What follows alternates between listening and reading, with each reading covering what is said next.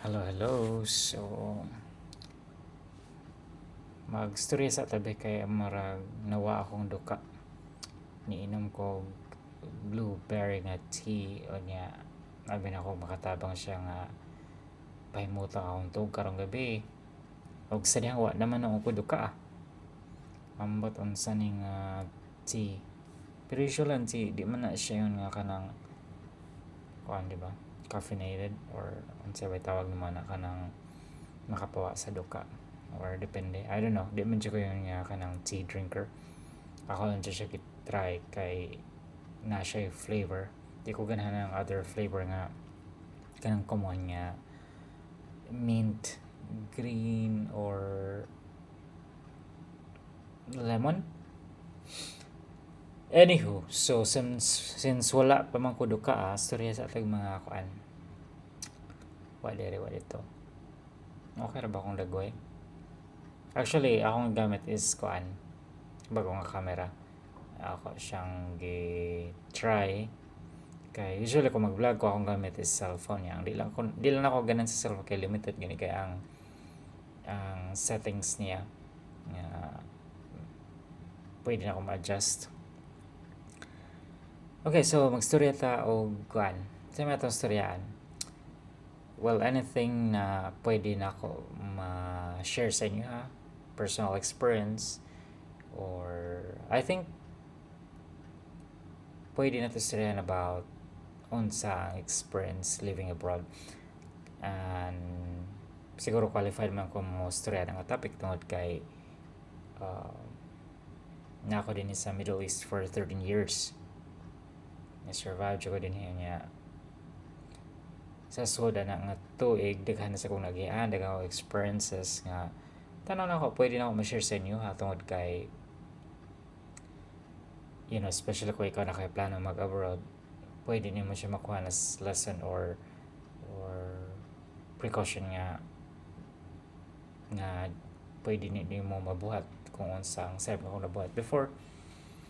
And I'm not saying kung unsa kong nagian pwede niyo ma-apply sa inyong personal journey. Feeling ako kanitong stress subjective sad siya, and then I'm not speaking on behalf sa uban niya nag-abroad kay lain man may experience din kaya akong experiences base dyan sa ako ang gihagian.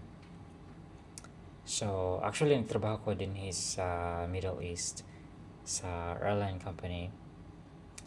And dili dyan mo akong profession. I don't know anong naabot ko airline because graduate mo ko IT. Wala na ako siya na practice since na ako sa Pinas hangtod nga ni balhin ko din sa abroad. And then I don't know, actually sadya ko kay baong anong naabot ko sa airline industry. Probably because pag abot ako din sa UAE, well actually na ako din nga country, akong first job kay naa sa bangko. Nagstay ko dito for 6 months and then ibalhin ko logistics company. And then for 2 years ang company, more than 2 years or 2 years ni balhin ko airline company. Di lang ako i-disclose for now because di ko ganahag problema basin na niya taga kuan katrabaho na ako ni tanawan ni nga video niya isumbong ko sa mga HR patay ko ani. Anywho, so yeah.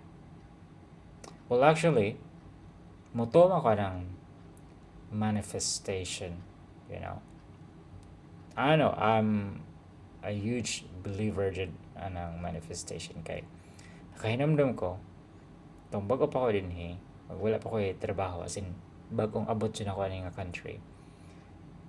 Nakita na ko ang building, kaya itong sa una, or talking about like 13 years ago, din sa Middle East kuan pa kay siya kanang buhangin pa kayo, and then usara ang building nga duol sa airport ato nga time, which is ang head office sa airline company. Nalabyan na siya while gasakay ko taxi from airport padung sa akong puy-an.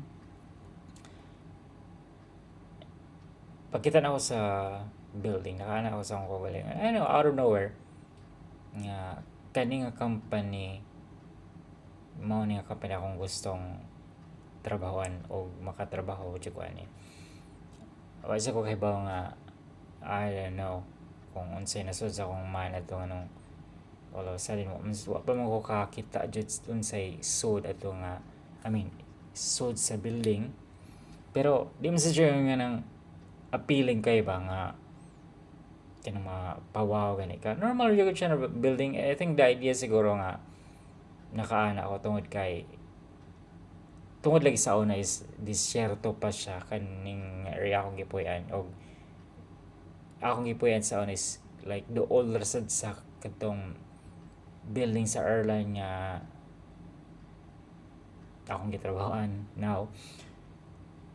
At mo ito yung nakapa-urge na ko ang ganahan ko mo trabahoan tungod kay di ko ganahan mo travel ganing layo nga lisod kayo i-commute, especially ito nga time 13 years ago. So katong ni-try na ko apply aning airline company, mind you, like naka-attempt ko 5 if I wasn't mistaken 5 ka applications nga wa jud ko nilusot hangtod sa actually nakaabot ko sa first interview, sa assessment, sa final interview murag tagak jud ko, and then sa ikaw-unom na kong attempt mao na to ang actually sa tong kuan kasaba ba ning sakyanan na sa ikaw-unom na kong attempt tong first interview pa lang murag confident na kayo ko nga kuan ako ikaw ay nakalimag attempt, di ba? Kinsa pa di kuan kampante ana sa ikaw-unom mao to ang time nga wala jud ko ga prepare, wa ko hibaw sa pagtubag unsaon pag murag ni blanco gani akong mind kay nikis pa jud ko to sa trabaho kay namaka ko nga akong giingnan akong supervisor to nga time nga ako igsuon maabot sa UAE akong kuan sa airport. So pero sa hibaw nga padung day ko kuan na to final interview, paggawas na ko ito nga time sa building nakaana jud ko nga wala na sad, wala bagsak na sad og nakahibaw man ko sa proseso nga within 2 weeks kung dawat gani ka tawag na sila ng balik, pero after 2 weeks wala gani bagsak na ka kay again nakalima ko ka attempt lain position actually pero same ang recruitment process. Oh, I think wala na ko kay nomdom pero second week siya, ika 14th or 13th day ba to, naka-receive kog tawag gikan sa HR og na dawat ko like ambot akong kalipay ito murag di ambot murag bisan karon mag look back ko ba murag mo to'y makaayong ko nga happiest moment na ako because nadawat ko sa company nga wala ko backer nga ako rin dyan ning kamot nga the fact nga pwede naman to ako mo give up, pero sige ako kog try og mo nang gadugay ko ning company by far sa akong career timeline mo ni ang pinaka taas na ko nga kuan nga company nga nagtrabaho ko for like 10 years. Ako sad mismo sa ko ka go sa ko expect ba nga maabot ko ning kuan nga ni kadugayon. Oh, yeah. Istoryahan na nato in depth kung like unsa akong gibuhat. I mean, daghan kasi topic nga pwede nato i-ungkaton. Okay, no nga sa katong experience pwede sa nako share sa inyo ha unsay strategy ako gihimo adto.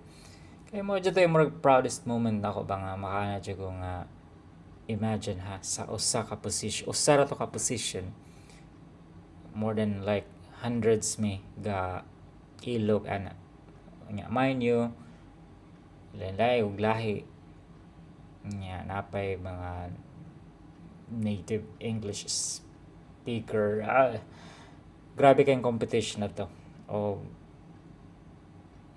makaana ko meant yun siguro to para sa ako because among all nga applicants ako ray ni lusot o kuan kay na marag kaya ganing biggest achievement kayo. So yeah, nagstorya tagbalik ana maatara nang kuanan istorya ag maayo kay kailangan na ako matug og mag-vlog ra ko og mag-post ra ko unsay mga pwede na ako. Actually mo ko kanang kuan jud kanang certified vlogger but I'm trying. Pwede mo ta ko gamit og language pero mas nindot man gud ning komportable ka sa imong lengguwahe nga dadakan kay ako Bisaya jud kayo ako. Nya wala kayo vlogger na ako nakita niya murag rarely I know na aman pero murag wa kay ko nakaka-across og mga vlogger nga nag Bisaya jud. So maura na matog na ko. Bye.